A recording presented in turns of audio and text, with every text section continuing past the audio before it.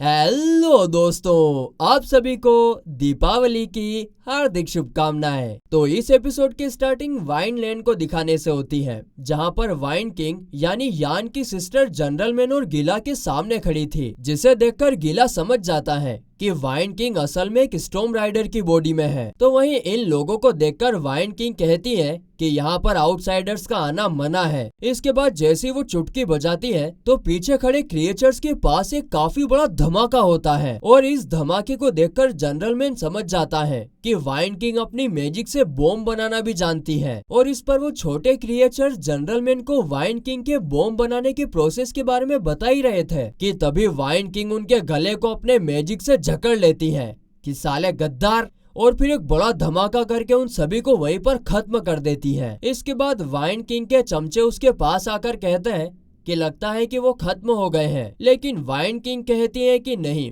2 लोग अभी भी बाकी हैं। और तभी पत्थरों को चीरकर जनरल मैन और गिला बाहर निकलते हैं, और ये देखकर वाइन किंग भी समझ जाती है कि जनरल मैन पत्थर और सैंड को कंट्रोल कर सकता है। आगे फिर वाइन किंग गिला से कहती है कि गिला, मैं तुम्हें पहले भी एक बार छोड़ चुकी हूँ, तो तुम वापस यहाँ पर क्यों आ गए, मरने के लिए? जिस पर गिला कहता है कि मैं तब तक नहीं मरूंगा जब तक मैं अपना बदला नहीं ले लेता। और इतना कहकर वो वाइन किंग के ऊपर अटैक करने के लिए आगे बढ़ता है, मगर वाइन किंग कुछ कम नहीं होती है। वो एक के बाद एक बॉम्ब एक्सप्लोड करके गिला को काफी आसानी से रोक लेती है, और उसकी ऐसी हालत देखकर वो हंसते हुए कहती है कि तुम मुझे टच तक नहीं कर पाए और मुझे मारने का ख्वाब देख रहे हो। ये देखकर जनरल मैन गिला से कहता है कि फिक्र मत करो, मैं तुम्हारे साथ हूँ, हम दोनों मिलकर जरूर उसे हरा देंगे। लेकिन तभी वो वाइन किंग के चमचे जनरल मैन पर अटैक करने लगते हैं ताकि वो उनमें बिजी हो जाए। और ये देखकर फिर गिला अपनी गार्डियन स्पिरिट के साथ मर्ज हो जाता है और कहता है कि कोई बात नहीं, मुझे तुम्हारी जरूरत नहीं है,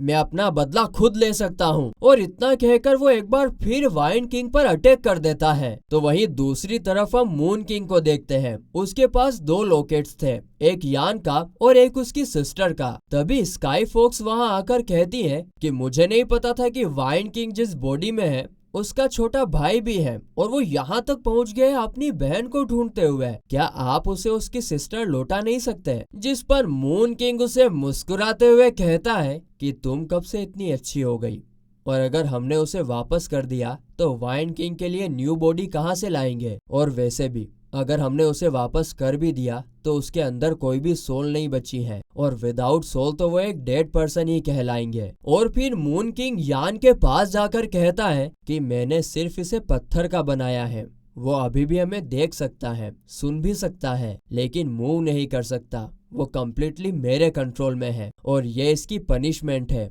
मून लैंड में बिना परमिशन के दाखिल होने की। आगे फिर वो यान के कान में कहता है कि तुम्हारे पास इतनी भी पावर नहीं कि तुम किसी इम्पोर्टेंट पर्सन को बचा सको, काफी शर्म की बात है ना? और हाँ, तुम अब तुम्हारी सिस्टर को जिंदगी में कभी नहीं देख पाओगे। तो इस तरफ जनरल मैन जी जान लगाकर दोनों चमचों के साथ लड़ाई कर रहा था, और इधर वाइन किंग गिला को गले से कसकर पकड़ लेती है और दूसरी तरफ फेंक देती है, और वो कहती है कि तुम पहले जैसे ही डरपोक हो, 1 नंबर के डरपोक। जिसे सुनकर गिला गुस्से में कहता है कि नहीं, मैं पहले जैसा डरपोक नहीं रहा। और इतना कहकर वो फिर से उसके ऊपर अटैक कर देता है, लेकिन वाइन किंग उसे अपनी पावर की मदद से एक जगह पर फ्रीज कर देती है, और इसके कारण गिला के मुंह से ढेर सारा खून भी निकलने लगता है। जिसे देखकर जनरल मैन उसकी मदद करने के लिए जाने की कोशिश तो करता है, लेकिन ये बेवकूफ चमचे लगातार उसके ऊपर अटैक करते ही जा रहे थे, और इसके कारण वो गिला की मदद करने के लिए जा ही नहीं पा रहा था। और इधर वो वाइन किंग ये खेमड़ी बंद ही नहीं हो रही थी। वो गिला को देखकर कहती है कि क्या हुआ, तुम तो कह रहे थे कि तुम मुझे खत्म कर दोगे, लेकिन अभी तो तुम हिल भी नहीं पा रहे हो, बाकी लोग तुम्हारे लिए लड़ रहे हैं और तुम अभी भी डर रहे हो। अब ये सुनते से ही गिला को एक डर वाला इल्यूजन दिखता है, जिसमें एक खतरनाक मॉन्स्टर उसके ऊपर अटैक कर रहा था, और उससे बचने के लिए गिला जब भाग रहा था तो वो पानी में गिर जाता है, और जब वो पानी से निकलने की कोशिश करता है तो कोई उसका पैर पकड़कर उसको अंदर खींच लेता है। और ये देखकर हम अच्छे से समझ जाते हैं कि वाइन किंग उसके डर के साथ खेल रही है, यहाँ तक कि उसने उसके डर को 100 गुना ज्यादा बढ़ा दिया है, जिसे कोई आम इंसान तो सहन नहीं कर सकता। और इतना काफी था गीला को खत्म करने के लिए। और फिर वाइन किंग उसकी बॉडी पर अपना एक बॉम्ब एक्सप्लोड कर देती है, जिसके कारण बेचारा गीला जख्मी होकर नीचे गिर जाता है। लेकिन जब वाइन किंग वहां से जा रही थी, तभी वो अपनी वाइन से उसके पैर को पकड़कर कहता है कि ये अभी खत्म नहीं हुआ है। अब ये सुनकर वाइन किंग उसके गले को जकड़ लेती है और उसे खत्म करने ही वाली थी कि ये देखकर उधर जनरल मैन को काफी ज्यादा गुस्सा आ जाता है और वो वाइन किंग के दोनों चमचों को जकड़ लेता है। और फिर इसके बाद वो अपनी पावर की मदद से वाइन किंग पर भी अटैक कर देता है। आगे वो हवा में उड़ते हुए दोनों चमचों की ऐसी की तैसी कर देता है, तो वहीं दूसरी तरफ उसकी guardian spirit gorilla wine king के साथ फाइट कर रही थी। वो वाइन किंग को काफी कड़ी टक्कर दे रहा था और आखिर में वो अपनी छड़ी के एंड पर कई सारे पत्थर जमा करके वाइन किंग के ऊपर फेंक देता है। लेकिन वाइन किंग उसे अपने हाथ के सिर्फ एक इशारे से ब्लास्ट कर देती है, जिसके साथ ही गोरिल्ला दूर जाकर गिरता है। और इसके बाद वाइन किंग जनरल मैन के साथ अपना हिसाब बराबर करने के लिए उसके ऊपर अटैक करने वाली थी कि तभी आसमान में जोरदार रोशनी चमकने लगती है और उसके अंदर से ली निकलता है। वो एक बॉल नीचे फेंकता है जो वाइन किंग के चारों तरफ एक फॉर्मेशन क्रिएट करती है और वाइन किंग को उसके अंदर कैद कर लेता है। यहाँ पर ली के साथ साथ शियालिंग भी होती है, जिसे देखकर जनरल मैन पूछता है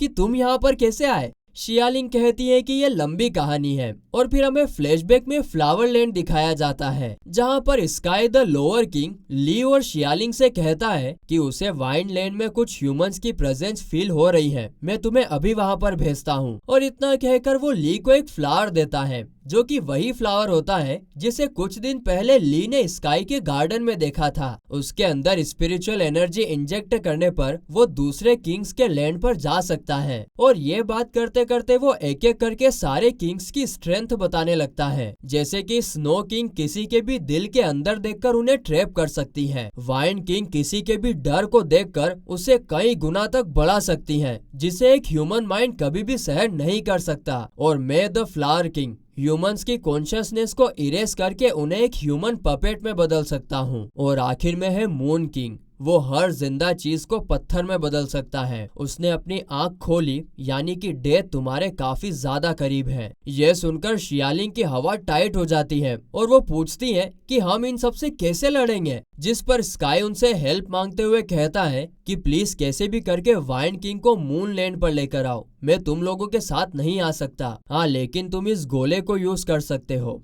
ये ओरिजिनली तो एनिमल्स को ट्रैक करने के लिए बनाया गया था, लेकिन ये हम पर भी एक लेवल तक काम करता है, तो जब ज्यादा जरूरत हो तो इसे यूज करके वाइन किंग को ट्रैप कर लेना। और इसी की मदद से उन लोगों ने प्रेजेंट में वाइन किंग को ट्रैप किया है। आगे शियालिंग कहती है कि ये सिर्फ थोड़ी देर के लिए ही काम करेगा, हमें जल्दी यहाँ से निकलना चाहिए। तो इधर वाइन किंग को समझ नहीं आ रहा था कि उन्हें ये चीज आखिर मिली कहाँ से, लेकिन ये डिवाइस उसे ज्यादा देर तक रोक नहीं पाएगा, इसीलिए लियो और शियालिंग तुरंत यहाँ से निकलने के लिए कहते हैं। मगर तभी जनरल मैन कहता है कि रुको, हम उसके बिना नहीं जाएंगे, जिस पर शियालिंग कहती है कि किसके बिना। और जब वो गिला को देखती है तो उनकी आंखें फटी की फटी रह जाती हैं और वो कहती है कि ये बड़ी सी छिपकली यहाँ पर क्या कर रही है, जिस पर जनरल मैन कहता है कि डरने की कोई बात नहीं है, ये अब हमारे साथ है, इसने मेरी जान भी बचाई है। जिस पर फिर शियालिंग कुछ नहीं कहती है कि वाह चलो यार, और फिर वो उसके साथ जाने लगती है। उनके वहां से जाने के बाद जब वाइन किंग के टकलू चमचे को होश आता है,